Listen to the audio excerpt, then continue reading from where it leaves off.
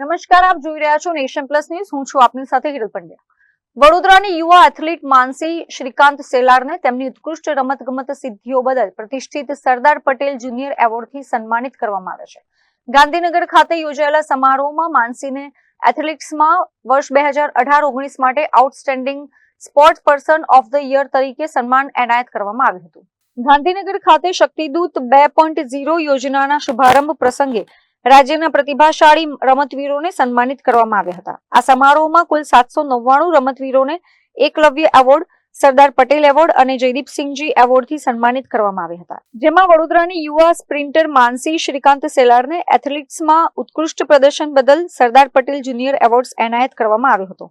માનસી છેલ્લા એક દાયકાથી 100 અને 200 મીટરની સ્પર્ધાઓમાં શાનદાર પ્રદર્શન કરી રહી છે.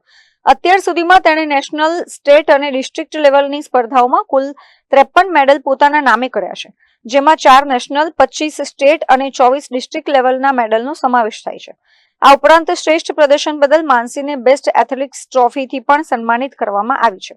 માનસીએ ખેલો ઇન્ડિયા, યુનિવર્સિટી નેશનલ્સ અને ખેલ મહાકુંભ જેવી વિવિધ સ્પર્ધાઓમાં પણ ભાગ લઈ પોતાની પ્રતિભાનો પરચો આપ્યો છે. હાલ મને ગુજરાત ગવર્મેન્ટ તરફથી સરદાર પટેલ જુનિયર એવોર્ડથી સન્માનિત કરવામાં આવી છે, જે ગાંધીનગર ખાતે છે. ખાસ કરીને કયા રમત મળી છે? મને એથ્લેટિક્સમાં સ્પ્રિન્ટ માટે આ સિદ્ધિ પ્રાપ્ત થઈ છે. છેલ્લા કેટલા વર્ષોથી આ રમતમાં તમે જોડાયા? મેં 7-8 વર્ષથી આ ગેમમાં કન્ટિન્યુ છું. 2013-14થી હું આ ઇવેન્ટ રમી રહી છું. કેટલી મહેનત કરી છે આ ગેમમાં તમે? બહુ મહેનત તો લાગે, કેમ કે જ્યારે તમારો કોઈ ગોલ હોય એને અચીવ કરવા માટે પ્લાનિંગ્સ ને બધું બહુ તમને કરવી પડે.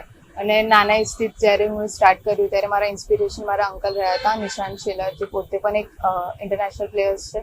પ્લસ એમના ગાઈડન્સથી હું આગળ જઈને ડીકે માલવિયા સર, જે એ પણ એક ઇન્ટરનેશનલ પ્લેયર છે, એમના અંડર કોચિંગ કરી.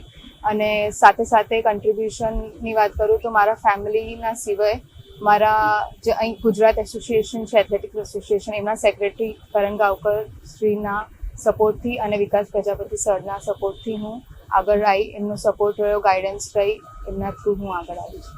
આગળ શું આપનો વિચાર છે? આગળ કેટલું પર્સન? આગળ મને હવે પ્રિપેરેશન મારી રહેશે કે હું ઇન્ટરનેશનલી ઇન્ડિયાને રિપ્રેઝેન્ટ કરી શકું અને સ્ટેટ, ઇન્ડિયા અને જે પણ એસોસિએશન છે એમને ગ્લોરી અપાવી શકું કોમનવેલ્થ, એશિયન લેવલ્સથી. કેટલું પ્રાઉડ મુમેન્ટ છે આટલી નાની એજ એવોર્ડ હાંસલ કરવાનો? આટલી નાની એજમાં આ એવોર્ડ રિસીવ કરવાથી હું તો ઘણી પ્રાઉડ ફીલ કરું છું. અને આનાથી મને હજી મોટિવેશન મળી રહી છે કે હું આ ફિલ્ડમાં હજી આગળ કંઈક સારું કરી શકું ઇન્ડિયા માટે અને આપણા જે પણ એસોસિએશન્સ છે એમના માટે, અને આગળ હજી પ્રાઉડફુલ મુમેન્ટ્સ આવતા રહે એની. Bureau report, nation plus news, Vadodara. સમાચારોના સતત અપડેટ મેળવવા માટે અમારી નેશન પ્લસ ન્યૂઝની યુટ્યુબ ચેનલને સબસ્ક્રાઇબ કરો, બેલ આઇકન દબાવો અને જોડાયેલા રહો ફેસબુક, ઇન્સ્ટાગ્રામ અને ટ્વિટર પર.